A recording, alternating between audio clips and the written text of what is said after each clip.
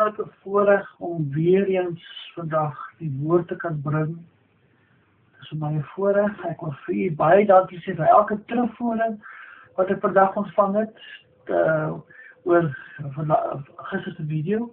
Dit was vir my 'n eer om 'n voorreg om van julle te kon gehoor het. Maar ek het vandag so 'n saak wat 'n bietjie meer gewig dra op die hart, wat ek voel ons moet toch moet aanraak. My woord wat ek graag wil lees, kom uit Maleagi 3, vers 6 en 7. Want ek die Here het nie verander nie, en julle kinders van Jakob is nie verteer nie. Sedert die dae van julle vaders het julle my insittinge afgewyk, en dit nie onderhou nie.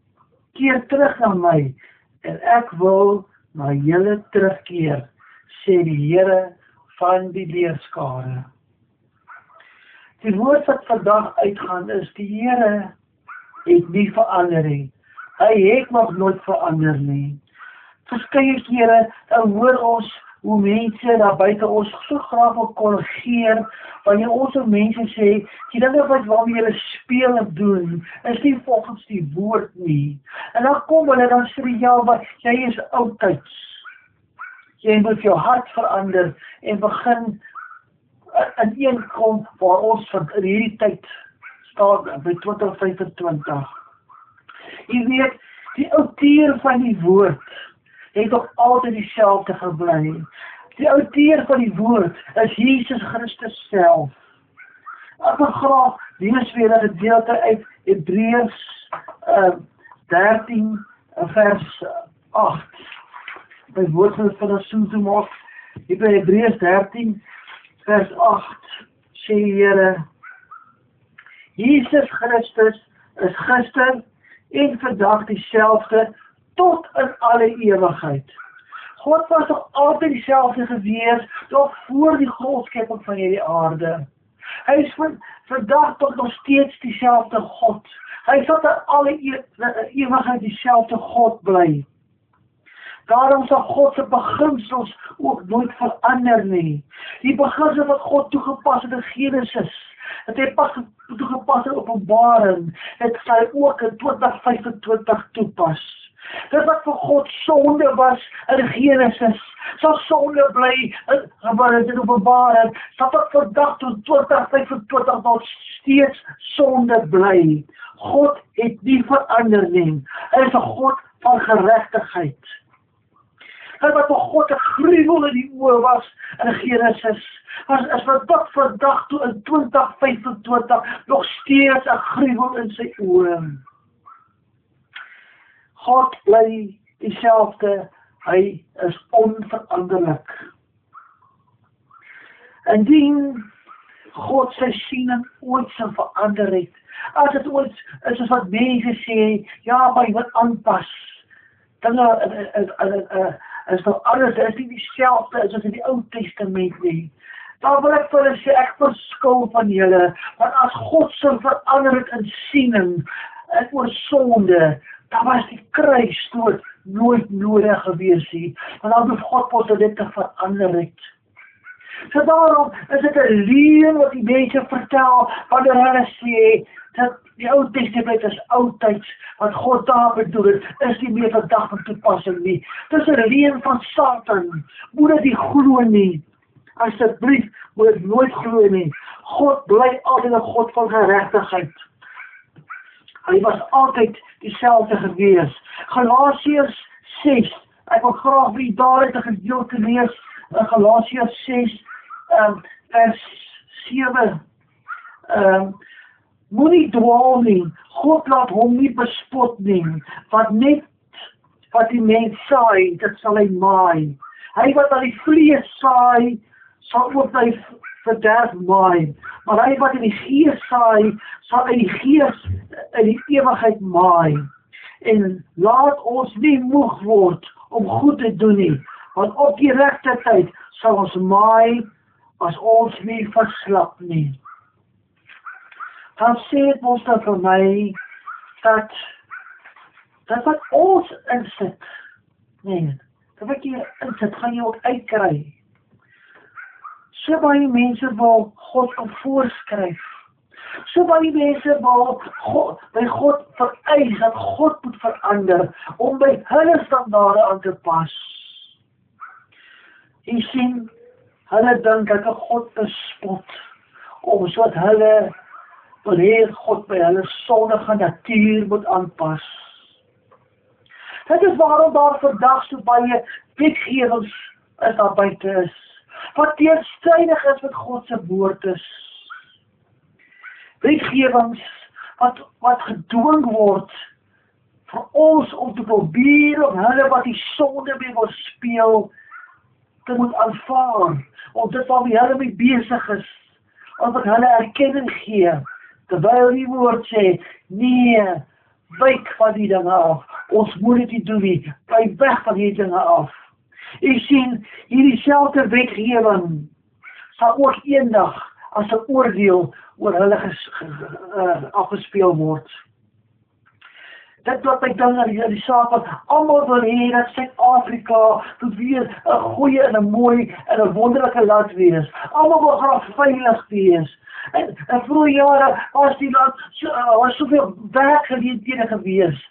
Werk was so skaars gewees. Almal het, daar was genoeg geld gewees, daar was genoeg voedsel gewees. Maar weet jy, ongelukkig moet ek dit sê, dit sal nooit weer dieselfde wees nie. Weet jy hoekom? Omdat die eenvoudige prinsipe nie eers nagekom word nie. Ek wonder hoeveel mense sit per dag toch aan tafel en eet, en voordat hulle begin om eet, dat hulle open met 'n tafelgebed.